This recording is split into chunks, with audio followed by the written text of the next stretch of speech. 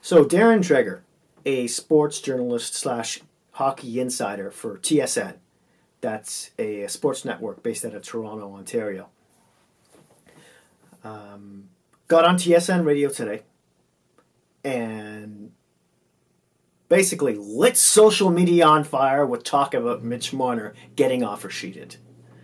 And I'm paraphrasing right now, but he said that he felt and that he thought, meaning that he may or may not have spoken to Mitch Marner's dad, Paul Marner, or his agent.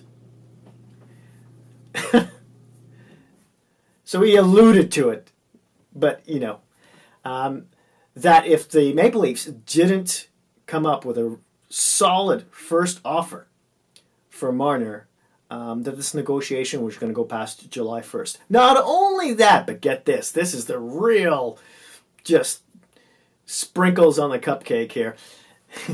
That it's within their rights to go talk to any teams that are interested in offer sheeting the Maple Leafs for Mitch Marner. To go visit with them. To go visit the team. So, a boy who's born in the Greater Toronto area has dreamt of being his Leaf all his life. We're talking like John Tavares bed sheets here, not pajamas, bed sheets. Who's idolized and watched a team his entire life, has dreamt about a time when he could play for the Toronto Maple Leafs, is gonna go through with something like this. Now, yeah, an argument can be made. Oh, this is what he's worth, and blah blah blah, and he should get whatever he can. Most of those people who say things like that are either A, not Leaf fans, or B, just want to light social media on fire like Darren Dreger. It's like swallowing a firecracker, really. It drives everyone crazy. And I mean, the reality of the matter is, if Mitch Marner signs for anything more than, let's say, maybe $9.5 million, the team, he's going to handcuff his own team. In terms of, trying to fill that squad with enough depth, with the proper depth, the right pieces, be it UFA or signing other restricted free agents or what have not, like Andreas Johnson and Kapanen, to get this team to that next step. Not just past the first round of the playoffs, but to that holy grail that is the Stanley Cup. So, yeah, a team can offer him that kind of money, but I am a Leaf fan.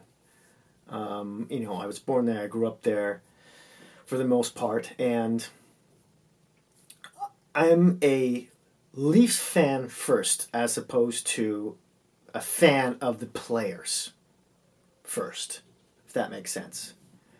What that means is, as much as I love a player like Mitch Marner, and I feel a lot of Toronto fans feel probably similar, I'm going to guess, the way I do. As much as they love Mitch Marner and like to see him on the team, it's more important for them to win a Stanley Cup than it is to keep Mitch Marner.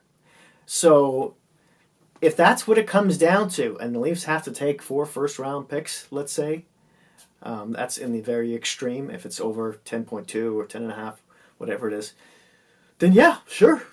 I'll take those. Let's take those first-round picks and then take the money we're going to sign, give them to him, and go out to the UFA market and maybe make some trades, get that defenseman they sorely need. Listen, Marner is a magical, awesome player. He's also a winger. He's not a centerman. He's not going to make centerman money. And if as a homegrown kid, adult now, he knows this to be true. Yeah. Either Darren Dreger is just trying to stir the pot, obviously, for media attention, which is working amazingly, or, and I'm pure proof of that, or Mitch Marner's camp is talking smack again. either way, it's not good for the Leafs. So yeah, I'm not gonna make this video too much longer on that.